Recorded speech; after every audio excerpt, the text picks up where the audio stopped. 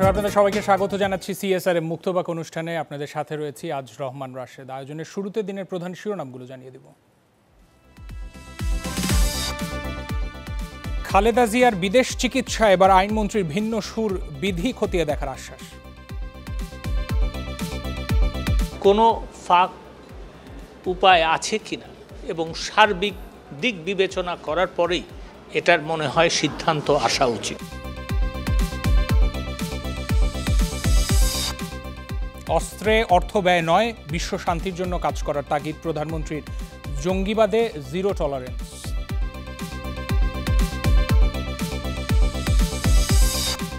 রাজারবাগ পীরের কর্মকাণ্ড জঙ্গিবাদের মতো, বিদেশ যাত্রায় বাধা দিতে পারবে আইনশৃঙ্খলা বাহিনী।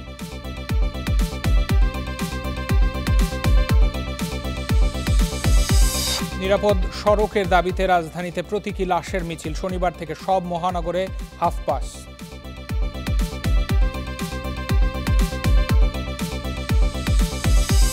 অর্থ পাচারের পূর্ণাঙ্গ তালিকা তৈরিতে প্রয়োজন আইন সংশোধন, সব পক্ষকে পাশে চান আদালত।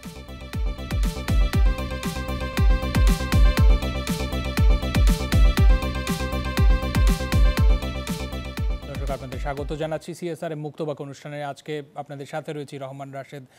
আপনারা সারাদিনের সংবাদ যদি পর্যালোচনা করি বা যেগুলো অন এয়ার হয়েছে, এছাড়া নিউজ পেপারে যেই নিউজগুলো আজকের মতো প্রথম সারিতে এসেছে বা হেডলাইন্স এসেছে, সেই বিষয়গুলো থেকে আমরা আজকে আলোচনার টপিক নির্ধারণ করেছি। খালেদা জিয়ার বিদেশ চিকিৎসা নিয়ে যেমন অনেকদিন ধরেই গণমাধ্যমে সরব এবং এটা নিয়ে নানা রকম বক্তব্য আমরা পেয়েছি, রাজনৈতিক বক্তব্য এসেছে নানা রকম আইনের ধারা এবং বিধি অনুযায়ী আলোচনা চলছে যে কিভাবে তাকে বিদেশ যাত্রায় অনুমতি দিতে পারে সরকার। সেই সাথে সাথে রাজনৈতিক দলগুলো তার জায়গা থেকে তার ব্যানারে তাদের মতো করে ব্যাখ্যা করছেন, সেই বিষয়গুলো উঠে আসবে আজকের আলোচনায়। এছাড়া আমরা দেখেছি সারাদিনে রাজধানীতে আজকে একটা প্রতীকী মিছিল হয়েছে, যেটা কিনা নিরাপদ সড়কের দাবিতে। শনিবারেও এরকম একটা কর্মসূচি ছিল, অনেকটাই শান্তিপূর্ণভাবে এবং অহিংস কর্মসূচির মাধ্যমে ছাত্রছাত্রীরা বা শিক্ষার্থীরা তারা তাদের আন্দোলন চালিয়ে যাচ্ছে নিরাপদ সড়কের দাবিতে। সেই বিষয়ে আজকের আয়োজনে এক সময় আমরা আলোচনায় তুলে আনতে চাই। পরিচয় করিয়ে দিই, আমাদের সাথে তিনজন বিজ্ঞ অতিথি আমাদের সাথে যুক্ত হয়েছেন আজকে কথা বলার জন্য। আমাদের সাথে অনলাইনে যুক্ত আছেন ডাক্তার মোহাম্মদ হাবিবে মিল্লাদ এমপি, তিনি সদস্য পররাষ্ট্র মন্ত্রণালয় সম্পর্কিত সংসদীয় কমিটি। স্বাগত জানাচ্ছি, অনেক ধন্যবাদ আমাদের সাথে যুক্ত হওয়ার জন্য। এছাড়া স্টুডিওতে আমাদের সাথে আরও দুজন বিজ্ঞ অতিথি রয়েছেন আজিজুল বারী হেলাল, তথ্য বিষয়ক সম্পাদক বিএনপি, এবং সেই সাথে জনাব মোস্তফা ফিরোজ আমাদের সাথে রয়েছেন, সিনিয়র সাংবাদিক। অনেক ধন্যবাদ স্টুডিওতে আসার জন্য। আমরা আলোচনার শুরুতে এবং একটা প্রতিবেদন আছে সেটাও দেখানোর চেষ্টা করব। একটু আমরা সমকাল পত্রিকায় আজকে লিড নিউজ করেছে, একটু দর্শকদেরও দেখিয়ে আসতে চাই। রোববার প্রকাশিত সমকাল পত্রিকার লিড নিউজ, যেটা কিনা হাইলাইট করে দেওয়া আছে, দেখবেন রাজনৈতিক সমঝোতা না হওয়াই বড় বাধা, এরকম শিরোনামে আজকে বেগম জিয়ার দেশের বাইরে চিকিৎসা যাওয়া নিয়ে যে বিএনপি অনেকদিন ধরে দাবি করে আসছে, সেগুলো নিয়ে একটা বিস্তারিত একটা প্রতিবেদন করেছে, যেটা সূত্র ধরে আমরা আলোচনা শুরু করতে চাই। এছাড়া গণমাধ্যমে সারাদিনে আজকে রিপোর্ট গেছে, আমাদের টেলিভিশনের পর্দাতেও আজকে রিপোর্ট গেছে। একটু রিপোর্টটা দেখাই শুরুতে, তারপর মূল আলোচনায় চলে যাচ্ছে। বিএনপি চেয়ারপারসন বেগম খালেদা জিয়ার মুক্তি ও বিদেশে উন্নত চিকিৎসার দাবিতে রাজপথে টানা আন্দোলনে রয়েছে দলটি এবং তার অঙ্গ সংগঠন। এতে রোববার জাতীয় প্রেস ক্লাবের সামনে মানববন্ধন করেছে জাতীয়তাবাদী শ্রমিক দল। বক্তব্য রাখেন বিএনপির কেন্দ্রীয় নেতারা। রাজপথে নামবেন, ভয় পাবেন না, কারণ এই সরকার দুর্বল, জনগণ নেই সাথে। বিএনপি মহাসচিব মির্জা ফখরুল ইসলাম আলমগীর আবারও বলেন, বিদেশে চিকিৎসার সুযোগ না দিয়ে বেগম জিয়াকে মৃত্যুর দিকে ঠেলে দিচ্ছে সরকার। দ্রুত তাকে বিদেশ যাওয়ার অনুমতি দিতে সরকারকে হুঁশিয়ারি দেন তিনি। দেশনেত্রীকে যদি মুক্ত না করেন, গণতন্ত্রকে যদি মুক্ত না করেন, তাহলে কোটি কোটি মানুষ রাস্তায় নেমে আসবে। বন্ধুরা, আপনাদের স্বার্থেই, আপনাদের বাঁচার স্বার্থে দেশনেত্রীকে মুক্তি দিয়ে বিদেশে চিকিৎসা করতে পাঠান, তাকে সুস্থ করে দেখে নিয়ে আসুন, তা না হলে আপনারা ওই পালাবার পথটাও খুঁজে পাবেন না। দণ্ডপ্রাপ্ত ব্যক্তির বিদেশে চিকিৎসার সুযোগ নেই, এতদিন এ কথা বলে আসলেও এদিন সুর পাল্টেছেন আইনমন্ত্রী আনিসুল হক। আগের দুবার আপনার এটা প্রত্যাখ্যান করা হয়েছিল এবং আইনিভাবেই করা হয়েছিল। এখন অনেক পক্ষ থেকেই আবেদন এসছে।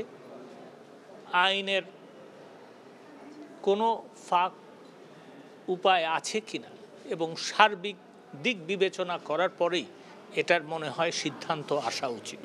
সেই জন্য আমরা একটু সময় নিচ্ছি। এদিকে দলীয় এক অনুষ্ঠানে আওয়ামী লীগের সাধারণ সম্পাদক ওবায়দুল কাদের কথা বলেন মির্জা ফখরুলের বক্তব্যের প্রসঙ্গ টেনে। বিএনপির মহাসচিব ফখরুল ইসলাম আলমগীর লোকটার মনে হয় মাথা খারাপ হয়ে গেছে, সে উন্মাদ হয়ে আবল তাবল বলছে। জনসমর্থন নেই, পাবলিক ডাকলে আসে না। আপনার প্রতিবেদন দেখছিলেন জনাব আজিজুল বারী হেলাল। শুরুতে আপনার কাছে আলোচনায় যাই। শুরুতেও দর্শকদের দেখিয়েছি, সমকাল পত্রিকা আজকে লিড নিউজ করেছে। তারা বলছে যে রাজনৈতিক সমঝোতা না হওয়াই বড় বাধা। বেগম জিয়ার বিদেশে চিকিৎসা, উন্নত চিকিৎসার জন্য যে আবেদন বা যে দাবির কথা আপনারা আপনাদের দল থেকে বারবার বলে আসছিলেন, রাজনৈতিক সমঝোতা না হওয়াই বড় বাধা, এমনটাই কি? রাজনৈতিক, ধন্যবাদ আপনাকে। রাজনৈতিক সমঝোতা তো এই সরকার তো ফ্যাসিস্ট, অর্থাৎ ফ্যাসিস্টের সাথে সাধারণ মানুষের সমঝোতায় না হওয়াই স্বাভাবিক। উনি সমঝোতা করবেনই না, কারণ প্রতিহিংসা রাজনীতি শুরু করেছেন। কিছুক্ষণ আগে আমি একটু অপ্রাসঙ্গিকভাবে বলি, কিছুক্ষণ আগে আওয়ামী লীগের সাধারণ সম্পাদক বললেন যে আমাদের সাধারণ সম্পাদকের নাকি মাথা খারাপ হয়ে গেছে। যে সরকারি দলের মন্ত্রী সবাই পাগল মন্ত্রী থাকে, এই যে আপনার তথ্য প্রতিমন্ত্রী, যেভাবে নারী বিদ্বেষী কথা, মানুষকে ছোট করে কথা, বর্ণবাদী কথাবার্তা বলে যাচ্ছেন, যে মন্ত্রী সবাই একটা পাগল থাকে, সেই দলের সেক্রেটারি কিভাবে আরেকজনকে পাগল বলে? বলেন, এই আওয়ামী লীগের পুরো দলটাই যে এখন হীরক রাজার মন্ত্রিসভার মতো হয়ে গেছে। যে দেখেন, তথ্য প্রতিমন্ত্রী যেহেতু আমাদের সাথে স্টুডিওতে নেই, উনি ওনার পক্ষে বক্তব্য আমি সেটা বলছি যে সেক্রেটারি বললেন, সেটা বলছি যে এখন রাজনৈতিক যে প্রতিহিংসা শুরু করেছে আওয়ামী লীগ, বিশেষ করে আওয়ামী লীগের শীর্ষ পর্যায়ের নেতৃবৃন্দ, তাদের বক্তব্যগুলো দেখেন যে বেগম খালেদা জিয়া বাংলাদেশের সবচেয়ে জনপ্রিয় নেত্রী, 3 বারের প্রধানমন্ত্রী, এবং তিনি আজ পর্যন্ত কোনো নির্বাচনে হারেননি। তিনি বাংলাদেশের গণতন্ত্রের জন্য কাজ করছেন, তিনি বাংলাদেশের নারী শিক্ষার জন্য কাজ করছেন, তিনি বাংলাদেশের উন্নয়নের জন্য কাজ করছেন। তিনি এখন রাজনীতির অনেকটা ঊর্ধ্বে অবস্থান করছেন। সাধারণ সমস্ত বাংলাদেশের মানুষকে তিনি একটা হৃদয়ে ধারণ করেন। তিনি শুধু বিএনপির এখন নেত্রী না, পুরো বাংলাদেশের মানুষের চাওয়া যে বেগম খালেদা জিয়ার একটা সুচিকিৎসা হোক। আজকে যে আইনমন্ত্রী বললেন যে আইনের ফাঁকফোকর তিনি খুঁজছেন, তাহলে 2008 সালে এই আওয়ামী লীগ নেত্রী কীভাবে ফখরুদ্দিন মঈনুদ্দিনের কাছ থেকে প্যারোলে মুক্তি নিয়ে তিনি বিদেশে চিকিৎসা করেছেন, কোন আইনের ফাঁকফোকর নিয়ে? এটা রাজনৈতিক সৌজন্যতা, এটা রাজনৈতিক ভদ্রতা, এটা রাজনৈতিক শিষ্টাচার। বাংলাদেশে এই ইতিহাস, আপনার স্বাধীনতার পর থেকে অনেক জাতীয় নেতা আপনার তার চিকিৎসার জন্য বিদেশে গিয়েছে। বাংলাদেশের বর্তমান প্রেসিডেন্ট থেকে শুরু করে প্রধানমন্ত্রী, তারা সবাইও বিদেশে চিকিৎসা নেয়। এটা আমি দোষের বলছি না, এটা একটা রিচুয়ালস, এটা একটা কাস্টম। কিন্তু আওয়ামী লীগ সেই রাজনৈতিক সেই সৌজন্যতা ভুলে গিয়েছে, বরঞ্চ প্রতিহিংসার কারণে আজকে এই সমস্ত কথা বলছে যে দণ্ড রয়েছে দেশনেত্রী বেগম খালেদা জিয়ার, আর বা সেই দণ্ডতে স্থগিত করা হয়েছে। আমি তর্কের খাতিরে ধরে নিলাম, আমরা এই দণ্ডের বিরুদ্ধে বলেছি এটা অবৈধ জিনিস, তারপরও ধরে নিলাম যে এটা দণ্ডটা, কিন্তু এটা স্থগিত করা হয়েছে। সুতরাং তিনি তো অবশ্যই এখন বিদেশে চিকিৎসা নিতে পারেন। সুতরাং আজকে রাজনৈতিক অসহযোগিতা তৈরি করে, রাজনৈতিক প্রতিহিংসা তৈরি করে তারা দেশনেত্রী বেগম খালেদা জিয়ার চিকিৎসায় বাধা প্রদান করছে। তবে মনে রাখবেন, প্রধানমন্ত্রী বলেছেন যে রাখে আল্লাহ মারে কে, মারে আল্লাহ রাখে কে, এ ধরনের কথাবার্তা বলেছেন। আমরা বিশ্বাস করি দেশনেত্রী বেগম খালেদা জিয়া এদেশের মানুষের মাঝে বেঁচে থাকবেন এবং এদেশের মানুষের মাঝে ফিরে আসবেন ইনশাআল্লাহ। এবং তার বিদেশের চিকিৎসার জন্য দেশের জনগণ, আমি ডয়েচে ভেলে পত্রিকা সংবাদ মাধ্যমের একটি রিপোর্ট আপনাদের সেন্সাস দিব যে এই 93% লোক চায় যে দেশনেত্রী বেগম খালেদা জিয়ার বিদেশে চিকিৎসা হোক এই দেশের। ইভেন আমরা একটি অসমর্থিত সূত্র, একটি গোপন সংস্থার সংবাদের ভিত্তিতে 83% সরকারের সার্ভে, এটা লোক চায় বেগম খালেদা জিয়ার বিদেশের চিকিৎসা হোক। অথচ এই সরকার বিভিন্নভাবে বলছে আইনের বিধান নেই, তাহলে কোন আইনে? আইনমন্ত্রী আজকে ব্যাখ্যা দিচ্ছিলেন এবং তার বক্তব্য আমরা প্রচার করেছি। আমি একটু ডক্টর মোহাম্মদ হাবিব মিল্লাত এমপি আপনার কাছে একটু যেতে চাই। এই যে রাজনৈতিক সমঝোতার কথা বলা হচ্ছে এবং কিছু কিছু রিপোর্ট এবং তাদের বক্তব্য শুনছিলেন, জনাব আজিজুল বারী হেলাল তিনিও বলছিলেন সরকার রাজনৈতিক সমঝোতা চাইছে, এই বিষয়টার সত্যতা কতটুকু? ধন্যবাদ আপনাকে, ধন্যবাদ আলোচকবৃন্দকে এবং সকলকে শুভেচ্ছা। আপনি জানেন সমঝোতার কথা আমি আসলে কিছু শুনিনি, যা শুনেছি বা দেখেছি পত্র পত্রিকাতে এবং আপনাদের মুখে।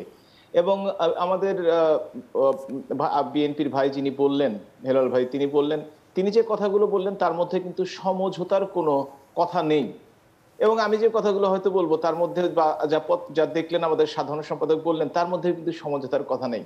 এখন পত্রিকার কাটতি বাড়ানোর জন্য কিংবা টকশোর টিআরপি বাড়ানোর জন্য হয়তোবা সমঝোতা বিভিন্ন আলোচনা চলছে, কিন্তু সরকার কিন্তু তার অবস্থান থেকে এক চুলো সরে আসেনি। কোন অর্থে সরে আসেনি?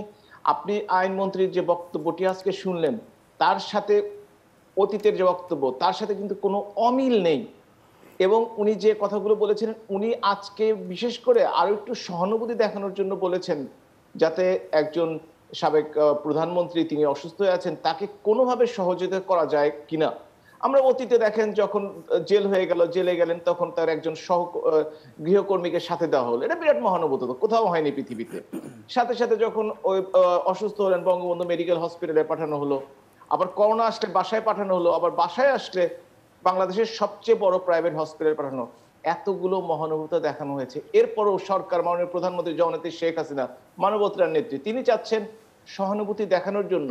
এবং আইনমন্ত্রী নিজেও কিন্তু আজকে স্পষ্টভাবে বলেছেন, আমরা আরো দেখতে চাই যে কিভাবে আমরা আরো সহযোগিতা করতে পারি। তিনি কিন্তু বলেননি যে আমরা এগুলো করবো না। তিনি অতীতে বলেছেন যে এই এক একটা এইভাবে করা সম্ভব, কিন্তু তিনি হয়তো আরো দেখার চেষ্টা করছেন এবং সেভাবেই।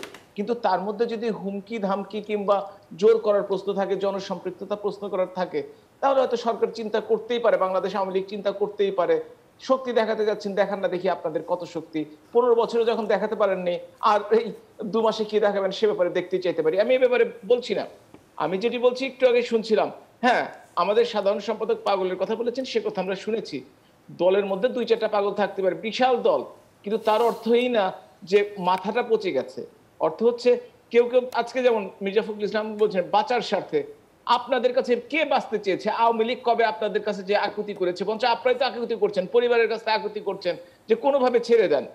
বলছেন পালাবার পথ পাবেন, আর পালাবার কথা কে বলছে? আপনারা নিজেরাই তৈরি করেন, নিজেরাই বলেন, নিজেদের কথা চিন্তা করে।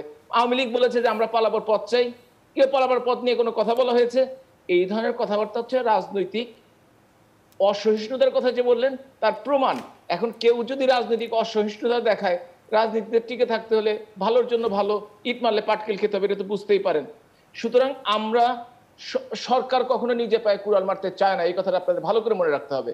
সরকার চায় দেশটা স্থিতিশীল থাকুক, জনগণের ভালো হোক, জনগণের উন্নয়ন হোক, দেশের উন্নয়ন হোক, দেশের পৃথিবীতে এই সরকারের সময় বা যে সরকার মাথা উঁচু করে দাঁড়ালে সেই সরকারের সুনাম হবে।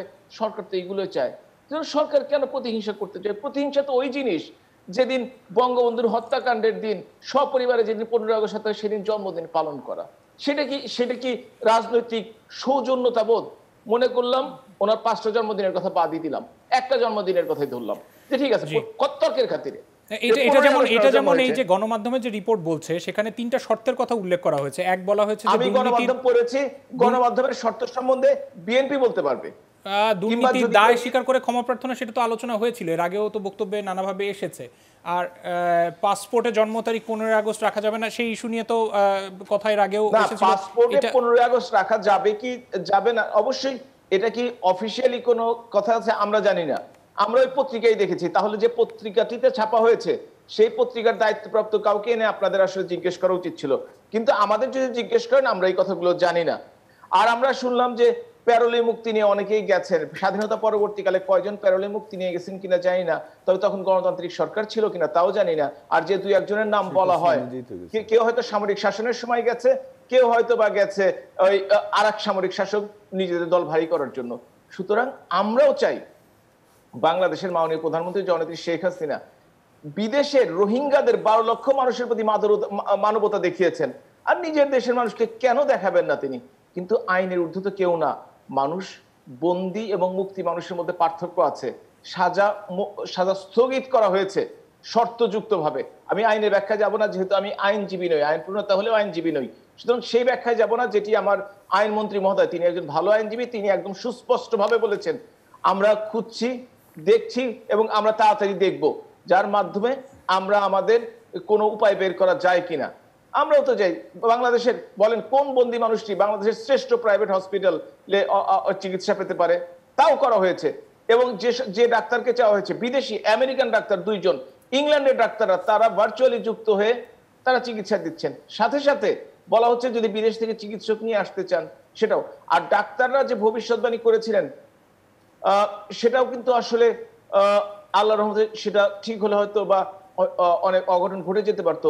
এখন পর্যন্ত কিন্তু সেটা হয়নি। এটা সবার জন্য ভালো খবর, আমি কিন্তু খারাপ অর্থে বলি না, আমি ভালো অর্থেই বলেছি যে একজন অসুস্থ মানুষ ভালো থাকুক, সুস্থ হোক, উনি সুস্থ হয়ে ফিরে আসুক, এটা সবাই চাইবে। এটা একজন মানুষের সুস্থতা তো আসলে হতেই পারে।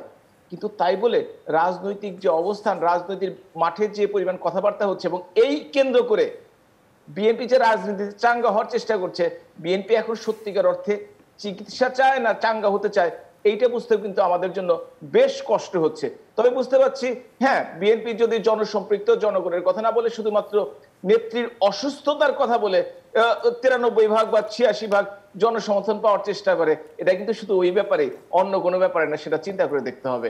সুতরাং আমি আর এখানে কোনো কথা বলাচ্ছি না। আমিও চাই যে বাংলাদেশে একটা যেভাবে এগিয়ে চলেছে দুর্বার গতিতে উন্নয়নের মহাসড়কে, সেই পথেই সকলকে নিয়ে সহযোগিতার মাধ্যমে এগিয়ে যেতে চাই। অতীতের ভুল বোঝাবুঝি অবশ্যই আছে, অবশ্যই সেই গ্রেনেড হামলার কথা, সেই মানবিকতার কথা যদি বলে থাকেন, তাহলে যে গ্রেনেড মেরে হত্যা করার চেষ্টা করলো আমার নেত্রীকে, কিংবা 19 বার হত্যা করার চেষ্টা করা হলো, তখন মানবিকতা কই ছিল? কিংবা শেখ রাসেলকে যখন মারা হয় বঙ্গবন্ধু হত্যাকাণ্ড শাহাদত বরণের সময়, সেই সময় মানবিকতা কই ছিল? আমি সেসব ব্যাপারে কথা বললে কথা বাড়তেই থাকবে, কিন্তু আমাদের যে কথাগুলি বলা দরকার সেটি হচ্ছে যে অবশ্যই দেশকে স্থিতিশীল রাখতে হলে রাজনৈতিক স্থিতিশীলতা একটা অপরিহার্য, দেশকে উন্নয়নের জন্য রাজনৈতিক স্থিতিশীলতা একটা অপরিহার্য। সুতরাং এটা অবশ্যই আমাদের দেখতে হবে। এখন যদি আমরা বিরোধী দলে থেকে মনে করি যে অনেকদিন বিরোধী দল আছে, এবার তো সরকার পরিবর্তন হবে, একজন দর্শক আমাদের সাথে যুক্ত হতে চাইছেন, একটু প্রশ্ন নিয়ে নেই। একজন দর্শক আমাদের সাথে যুক্ত হতে চাইছেন। দর্শক, আপনার নাম পরিচয় দিয়ে প্রশ্নটি করুন। আমার নাম এহসান শাহ আলম, আমার বাড়ি চাঁদপুর। আমার নাম এহসান শাহ আলম, আমার বাড়ি চাঁদপুর। জি, শুনতে পাচ্ছি। আমি যে প্রশ্নটা করতে চাচ্ছি সেই প্রশ্নটা হচ্ছে যে আমাদের অনেকগুলো হসপিটাল আছে। আমি গ্রামের একজন মফস্বলের সাধারণ মানুষ, কিন্তু আমি এই দেশের একজন নাগরিক হিসাবে যতটুকু জানি, বাংলাদেশে অনেক বড় বড় হসপিটাল আছে, অ্যাপোলো আছে, হ্যাঁ, আরো বড় বড় হসপিটাল আছে। তো মাননীয় সাবেক প্রধানমন্ত্রী, বর্তমান বিরোধী দলের নেত্রী যাই বলি আমরা, উনি বিদেশে চিকিৎসার জন্য যেতে চাচ্ছেন, এটা ওনার অনেকে দাবি মনে করছেন। আমি মনে করি যে বাংলাদেশের চিকিৎসা ব্যবস্থা কি দুর্বল নাকি? যদি বাংলাদেশের চিকিৎসা ব্যবস্থা দুর্বল হয় তাহলে সবার জন্য দুর্বল হবে। আর বাংলাদেশের চিকিৎসা ব্যবস্থা যদি সফল হয় তাহলে আমি মনে করি এই দেশে চিকিৎসা আছে। জি, অনেক ধন্যবাদ, আমরা প্রশ্নটি বুঝতে পেরেছি। ডক্টর মোহাম্মদ হাবিবে মিল্লাত এমপি, আপনার কাছে আসবো। একটু জনাব মোস্তফা ফিরোজ আপনার কাছে যেতে চাই। দর্শকেরও প্রশ্ন, সেই উত্তরও খোঁজার চেষ্টা করব। হাবিব মিল্লাত এমপি, তার বক্তব্যে কিছু প্রশ্ন আসছে, নিশ্চয়ই পরবর্তীতে আজিজুল বারী হেলাল তিনিও উত্তর করবেন এটার। মোস্তফা ফিরোজ, আপনার কাছে যাই। রাজনৈতিক বক্তব্য চলছেই, সেটা নিয়ে আর শেষ হওয়ার মতো না আপাতত, আপনার কাছে আসি। ধন্যবাদ। আসলে বিষয়টা একদিক থেকে যত না আইনগত বিষয়, ততটা মানবিক এবং রাজনৈতিক বিষয় হিসেবে সামনে চলে এসছে। এখন সমকালের যে প্রতিবেদন, সেই প্রতিবেদনটা অবশ্যই উড়িয়ে দেওয়ার মতো না। রাজনীতি এটা নিয়ে দুই পক্ষই করছে, কিন্তু সবচেয়ে বড় কথা হলো যে রেসপন্সিবিলিটি কিন্তু এখন সরকারের কাছেই। কেননা যদি সরকার যদি মনে করে থাকে যে উনি দণ্ডপ্রাপ্ত আসামি, শর্ত সাপেক্ষে মুক্ত আছে, শর্ত সাপেক্ষে মুক্ত থাকা মানেও কিন্তু সরকারের অধীনেই আছে। ফলে একজন আসামি তার পরিপূর্ণ সুস্থ রাখাটা এটা হলো রাষ্ট্রের একটি সাংবিধানিক দায়িত্ব। সাংবিধানিক যখন দায়িত্ব থাকে, সেই দায়িত্বে যখন যে ক্ষমতায় থাকে, সেই সরকারের দায়িত্ব হচ্ছে সেই আসামিকে একদম পরিপূর্ণ সুস্থ রাখার জন্য সর্বাত্মক চেষ্টা করা। একজন ফাঁসির আসামি যদি আগামীকাল তার ফাঁসি, আগের দিন পর্যন্ত তাকে সুস্থ রাখতে হবে, এমনকি ফাঁসির মঞ্চে ওঠার আগ পর্যন্ত তাকে পরিপূর্ণ সুস্থ অবস্থায় তাকে ফাঁসির মঞ্চে পাঠাতে হবে। তাকে কোনোভাবে অসুস্থ অবস্থায় কিন্তু ফাঁসি দেওয়া যাবে না। এটাই হচ্ছে আইন, নিয়ম।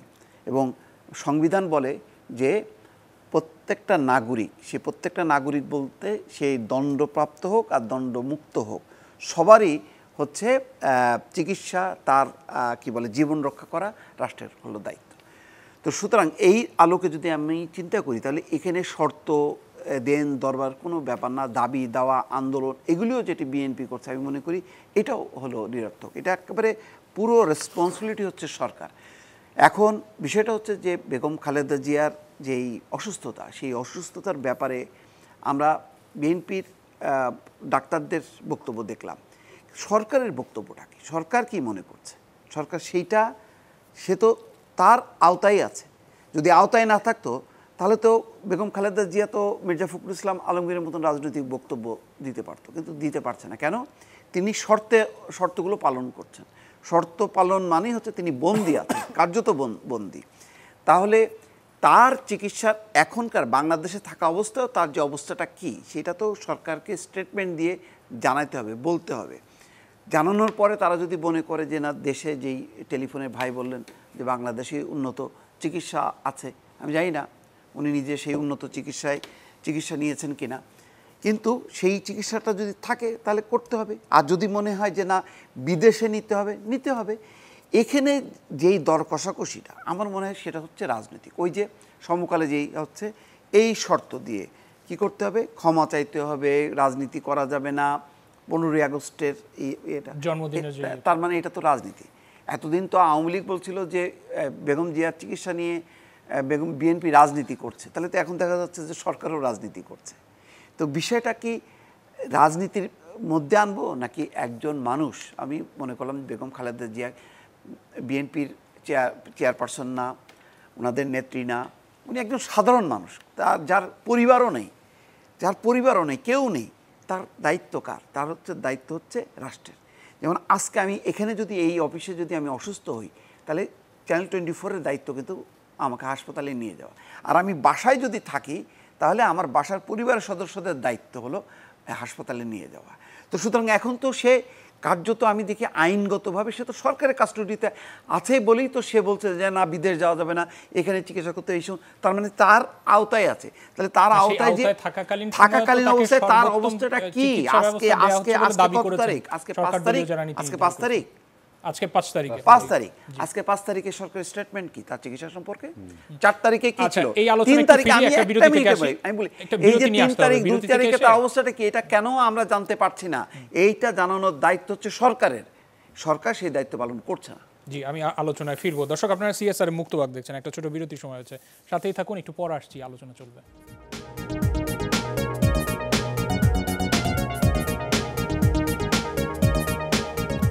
সিএসআর মুক্তবাক দেখছেন। খালেদা জিয়ার বিদেশ যাত্রা নিয়ে আমরা কথা বলছিলাম। জনাব মোস্তফা ফিরোজ, আপনার কাছে যাব, বিরতির আগে বক্তব্য রাখছি। জি, আমি যে কথাটা বলছিলাম যে আসলে এই বিষয়টা নিয়ে কাল বিলম্ব না করে সরকারের দায়িত্ব হবে যে এই বিষয়ে তাদের উদ্যোগে একটা মেডিকেল বোর্ড করে প্রতিদিন জানানো। যেটা বিএনপির ডাক্তাররা যেটা বলছে সেটা তো সত্য নাও হতে পারে। তো সরকারের যেহেতু দায়িত্ব, তার যেহেতু আওতায় আছে এই আসামি, সুতরাং সেটাকে গণ্য করে তারা একটা সিদ্ধান্ত নিক এবং তারা বলুক যে না, কিন্তু সরকার দলের থেকে সবসময় দাবি করা হয়েছে যে উন্নত চিকিৎসা নিশ্চিত করা হয়েছে। ডক্টর হাবিব মিল্লাত এমপি তিনিও বলছিলেন যে বিদেশি ডাক্তার চিকিৎসক তারাও রয়েছেন, তারাও অনলাইনে যুক্ত হয়েছেন এবং তারাও বলেছেন যে যাদেরকে দরকার সবভাবেই সাপোর্ট দেওয়া হয়েছে বা দেশে এনে চিকিৎসার ব্যবস্থা করা হবে। এরকম বক্তব্য আমরা দেখছি, সেই স্টেটমেন্টটা তো আমরা পাচ্ছি না। এখন বিএনপি বলছে জীবন মৃত্যু মানে সন্ধিক্ষণে আছে, তাকে নিতেই হবে কি হবে না সেটা তো রাজনৈতিক দলের মঞ্চ থেকে এটা কেন বলা হবে, বা দলীয় ডাক্তারদেরও বিষয় না। এটা একটা রিয়েলি যারা চিকিৎসক, সেই চিকিৎসকের ব্যাপারে সরকারেরই আছে মেডিকেল বোর্ড করুক, বোর্ড করে তারা জানাক যে যদি সত্যি সংকটাপন্ন হয় তাহলে তাকে বাঁচানোর জন্য দেশে বিদেশে বিশ্বের যে কোনো জায়গায় নেওয়া যেতে পারে। এই ব্যাপারে তো বিদেশে গেলেই মানেটা কি? তার মানে কি উনি কি মুক্ত হয়ে সেখানে সুস্থ হয়ে কি প্রতিদিন কি প্রেস কনফারেন্স করে সরকার পতনের আন্দোলন করবে এই ভয়ে ভীত?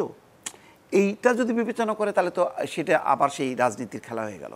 তো সুতরাং এই ব্যাপারে আসলে স্বচ্ছ হতে হবে একটা মানুষের জীবন মরণ নিয়ে। আর বেগম খালেদা জিয়া তো আমার আপনার মতন মানুষ না, তিনি হচ্ছেন প্রাইম মিনিস্টার ছিলেন, একটা বড় রাজনীতি দলের নেত্রী।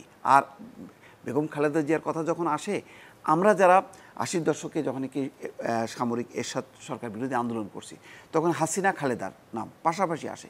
দীর্ঘদিন ধরে রেওয়াজ এটা, তারা ইতিহাসের অংশ।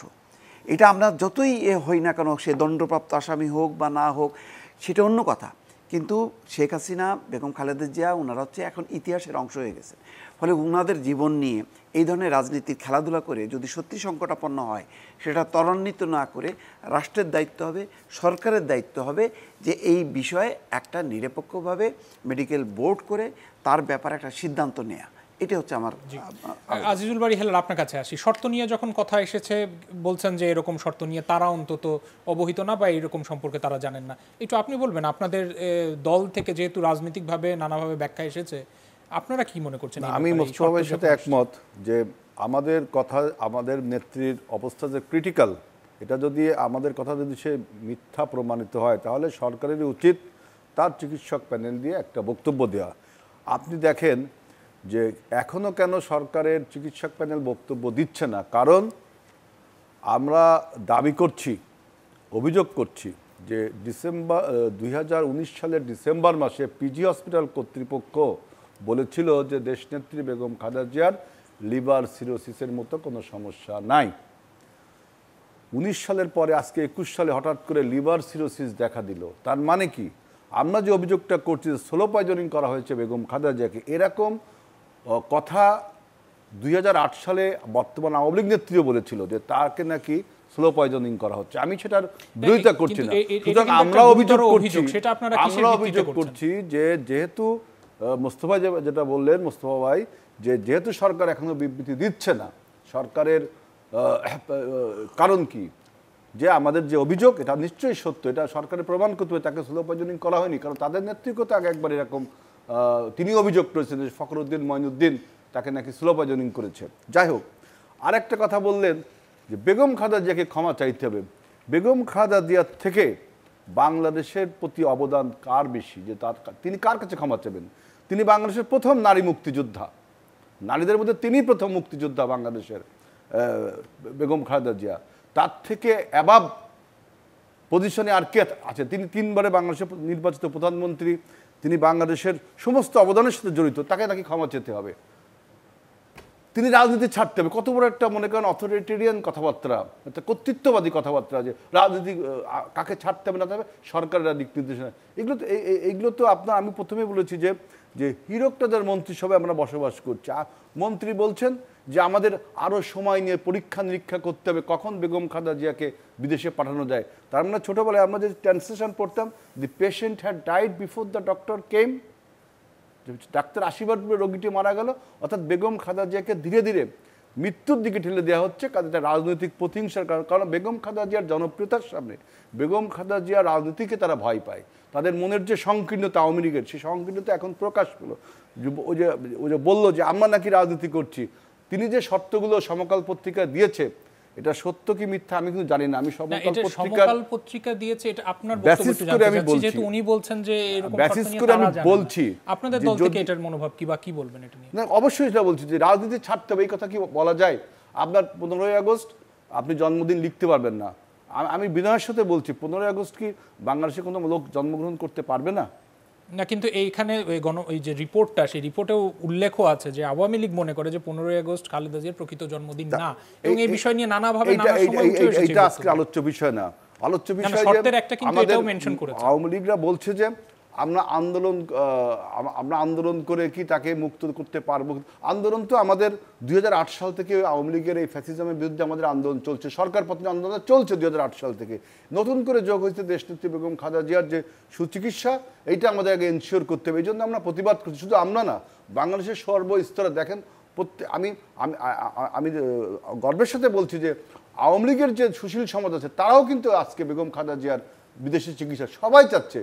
শুধুমাত্র রাজনৈতিক প্রতিহিংসা এবং বেগম খালেদা জিয়ার জনপ্রিয়তাকে ভয় পেয়ে আজকে তারা এই চিকিৎসা সেবা থেকে বঞ্চিত হচ্ছে। স্বাধীনতার পরে বাংলাদেশের আপনি বলেন কত রাজনৈতিক ব্যক্তি, জলিল সাহেব আওয়ামী লীগের সেক্রেটারি, তিনি কি বিদেশে প্যারোলে মুক্তি নিয়ে গেছেন না? আওয়ামী লীগের নেত্রী তিনি কি গেছেন না? আসামা আব্দুর রব জাসদের তিনি কি গেছেন না? তো এই অনেকেই গেছেন। সুতরাং এই চিকিৎসা সেবাটা বেগম খালেদা জিয়া পায়, কিন্তু আজকে আপনার সরকার তার রাজনৈতিক প্রতিহিংসা চরিতার্থ করবার জন্য ডাক্তার হাবিব মিল্লাত বলছিলেন যে এই যে উনি নাগরিক হিসেবে এবং 3 বারের প্রধানমন্ত্রী ছিলেন বা রাজনৈতিক দলের চেয়ারপারসন, তিনি এই সুবিধা পেতে পারেন কিনা, কিন্তু তিনি বলছিলেন যে একটা হচ্ছে আইনমন্ত্রীর বক্তব্য পরিষ্কার, তিনি বলেছেন যে আইনের বিভিন্ন ধারা উপধারা তারা দেখছেন যে কোনটা বের করা যায়। তবে বিএনপি, এটা তাদের বক্তব্য যেটা বলছে যে বিএনপি এটা নিয়ে নানা রকম হুমকি ধামকি দিচ্ছে, পলিটিক্যাল রেটরিক, এটা পলিটিক্যাল রেটরিক।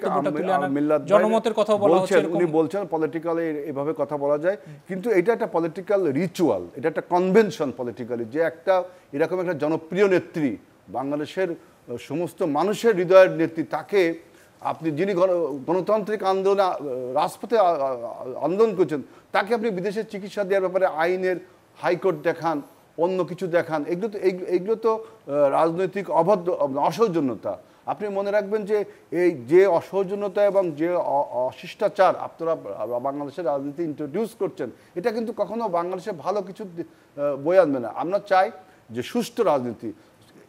আপনি যদি এইভাবে একটা দলের নেত্রীকে আপনি জোরপূর্বক, কারণ আজকে তো আমরা বলছি এটা পুলিশি রাষ্ট্র, এটা একটা সরকারের সমস্ত মেশিনারিজগুলো ল এনফোর্সিং এজেন্সি আপনার আন্ডারে রয়েছে, তারপরেও দেখেন বিএনপি সহ অন্য দল কিন্তু বেগম খালেদা জিয়ার জন্য বিদেশি চিকিৎসার জন্য রাজপথে প্রতিবাদ করছে, বিক্ষোভ করছে।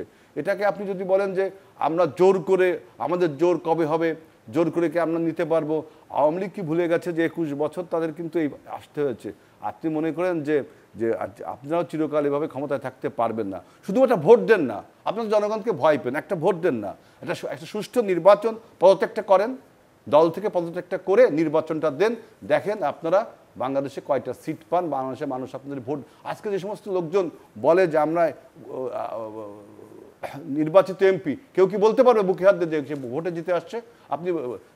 আমি নিজে নির্বাচন করেছি, রাতের বেলা আপনি সমস্ত ভোট কেটে নিয়েছেন, অর্থাৎ আপনি জনপ্রিয় না।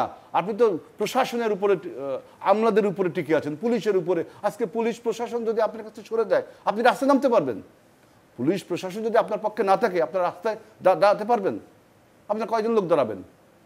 কারণ আপনি এখন এটাকে একটা মানে কর্তৃত্ববাদী দেশে পরিণত করেছেন, আপনারা প্রশাসনিক যন্ত্র দিয়ে, প্রশাসনিক কাঠামো দিয়ে। সুতরাং আমাদের মহাসচিব রাইটলি বলেছেন, যদি আপনারা রাজনৈতিক সভ্যতা, ভদ্রতা, সৌজন্যতা চান, তাহলে অবশ্যই বেগম খালেদা জিয়ার সুচিকিৎসা প্রয়োজন। একজন দর্শক যুক্ত হতে চাইছেন, নাম পরিচয় বলে আপনার প্রশ্নটি রাখতে পারেন। জি, আমার নাম আলাউদ্দিন আল সাবের। আমার প্রশ্ন ডক্টর মিল্লাত ভাইয়ের কাছে। ডক্টর মুরাদ, যিনি মাননীয় প্রতিমন্ত্রী, যিনি বক্তব্য ইদানিং যে বক্তব্যগুলো দিচ্ছেন, এটা কি আওয়ামী লীগের বক্তব্য নাকি তার নিজস্ব বক্তব্য? আচ্ছা, আমরা সেই বিষয়ে আসবো। ডাক্তার হাবিবে মিল্লাত এমপি, আপনার কাছে একটু যাই। আজিজুল বারী হেলালের বক্তব্য নিশ্চয়ই শুনতে পেয়েছেন, প্রতিক্রিয়া কি বলবেন? ধন্যবাদ। আবারও আপনার যে ডক্টর মুরাদ সম্বন্ধে যে কথাটি বলা হলো, দলের বক্তব্য হলে দলের বক্তব্য দেন দলের মুখপাত্র, সাধারণ সম্পাদক অথবা সভাপতি। তাদের বাইরে যে বক্তব্য, সেগুলো হয়তো নিজের বক্তব্য বলেই বা ব্যক্তিগত বক্তব্য বলেই মনে করতে হবে। আমি আসলে চিন্তা করছিলাম যে ইতিহাস বিকৃতির একটা সীমা কিন্তু আছে। যেমন মেজর জিয়াস তৎকালীন স্বাধীনতার 27 তারিখে ঘোষণাপত্র পাঠ করার পর তার জীবদ্দশায় কিন্তু তিনি স্বাধীনতার ঘোষণাকারী হননি, তিনি হয়েছেন মৃত্যুর পর ডক্টর পি চৌধুরীর ঘোষণায়। এরপরে বেগম খালেদা জিয়া, যিনি নিজে প্রধানমন্ত্রী ছিলেন, যিনি স্বাক্ষর করে মুক্তিযোদ্ধাদের সার্টিফিকেট দিয়েছেন, তিনি কিন্তু নিজের নামে সার্টিফিকেট ইস্যু করেন নাই।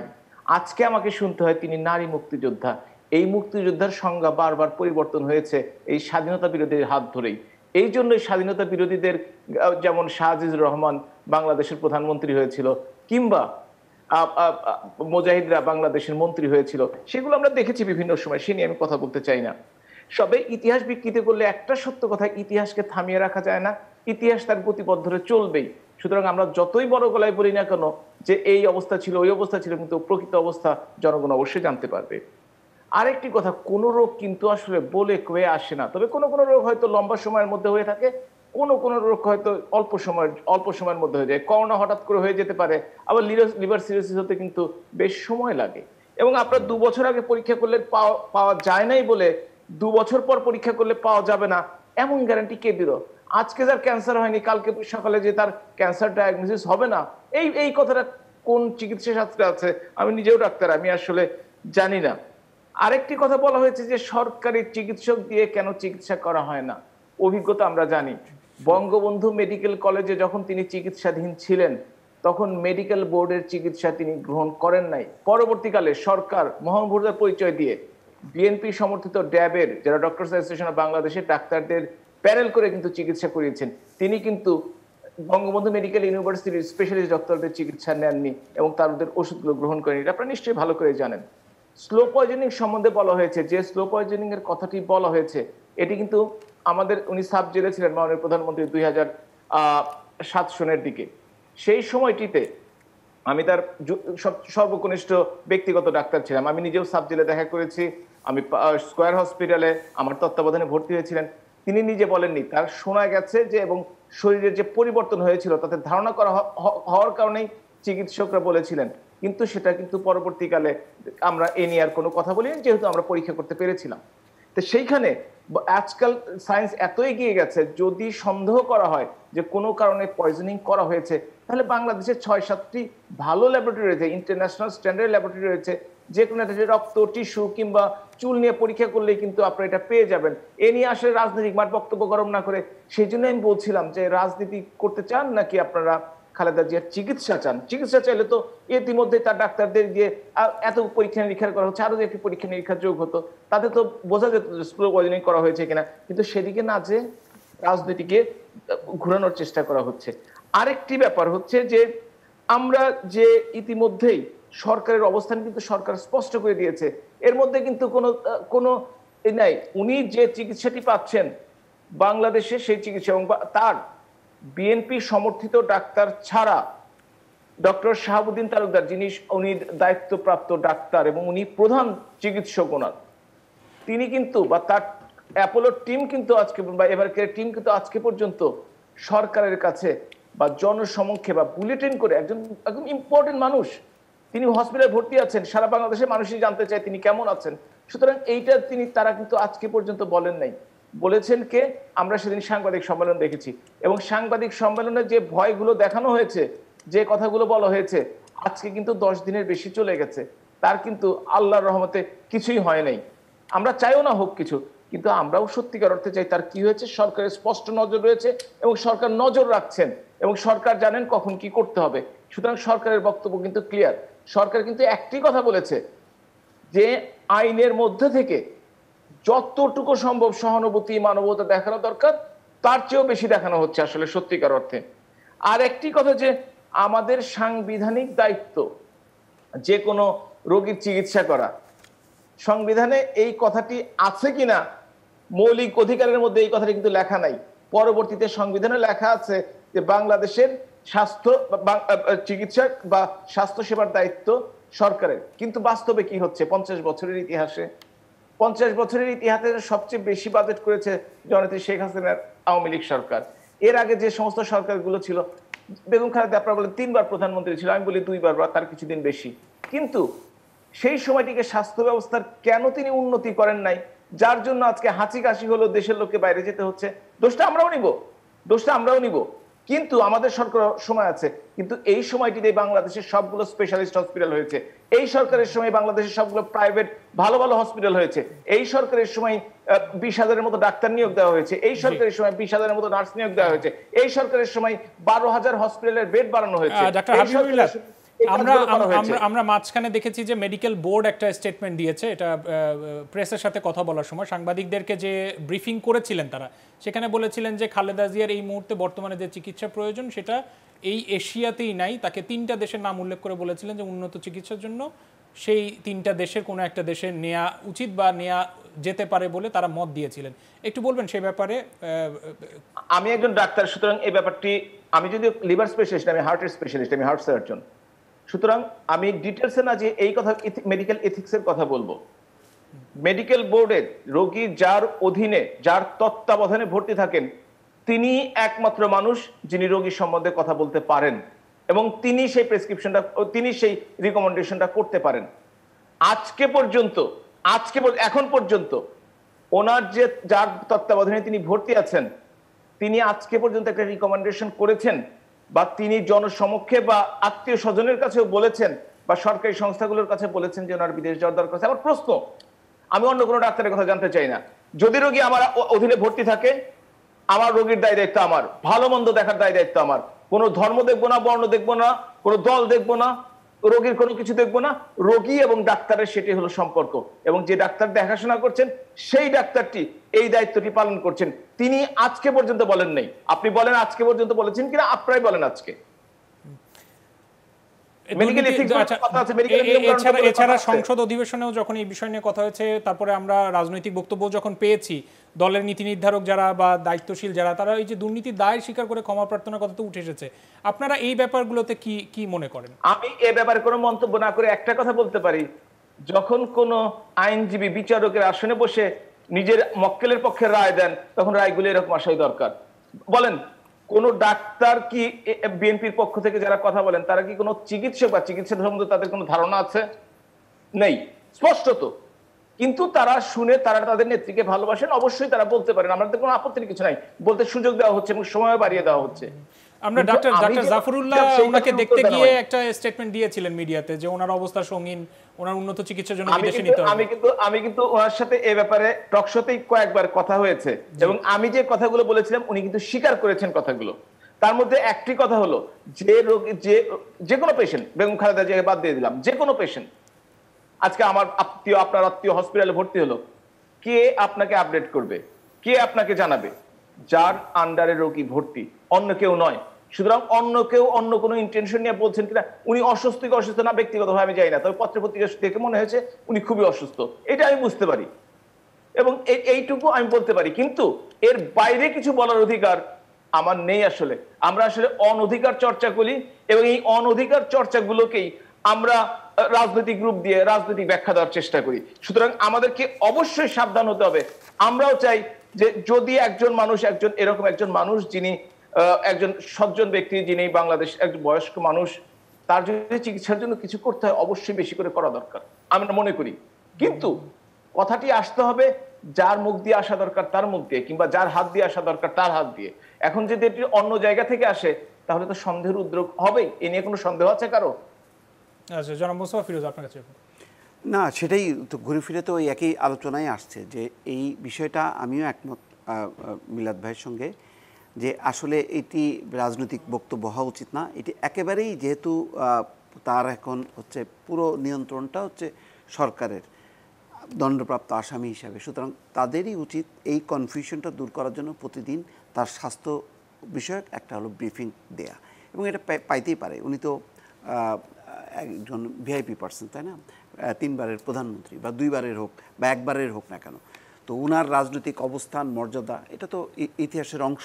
তো সুতরাং সেইটা বিবেচনা করে যখন নাকি ডাক্তাররা ওনার সরকারের অধীনে সরকারের নিয়োজিত ডাক্তারদের প্রতিদিন উচিত তার অবস্থা সম্পর্কে ব্রিফিং দেয়া, তাহলে কিন্তু অনেক কনফিউশন কাটবে, দেশের মানুষ জানতে পারবে। এর বাইরে যা যা বলা হবে, এই যে আমরা বলছি বা মিল্লাত ভাই বলছে বা হেলাল ভাই, সবই হবে কিন্তু রাজনৈতিক একটা হলো ধারণার উপর ভিত্তি করে হলো কথাবার্তা হবে।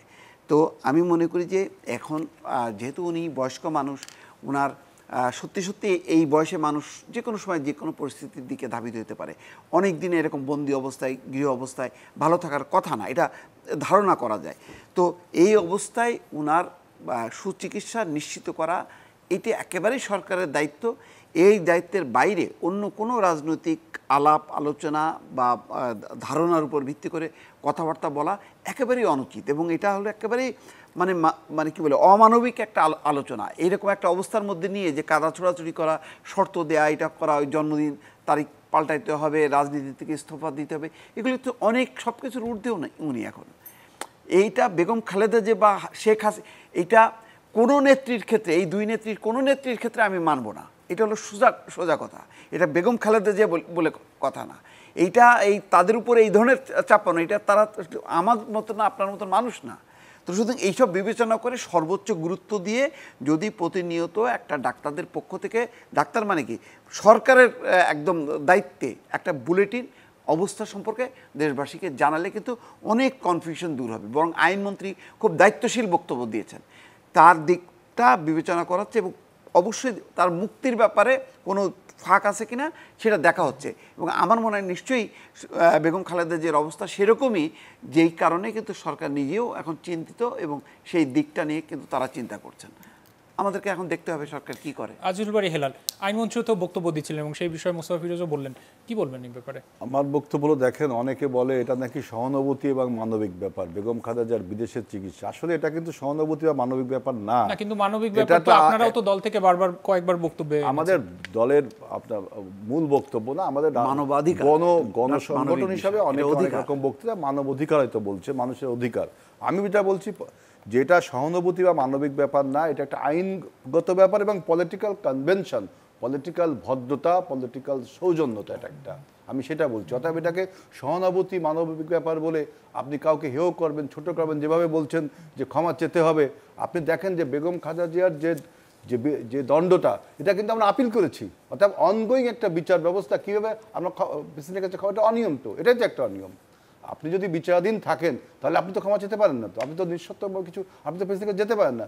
অর্থাৎ এই যে বলছি হীরক রাজার আপনার মিনিস্ট্রি, এটা যা ইচ্ছা তাই বলে যাচ্ছে। সেই সময় সংসদে যখন কথা হয়েছিল অধিবেশনে, তখন আইনমন্ত্রী নানা ব্যাখ্যা দিয়েছিলেন এবং বলেছিলেন যে ধারা উপধারা, সেটাও এইটা আমি তো বলছি এটা ডক্টরিন অফ নেসেসিটি বলে একটা কথা আছে, ডক্টরিন অফ নেসেসিটি, মানে নেসেসিটি নোজ নো ল, প্রয়োজন কোনো আইন মানে না।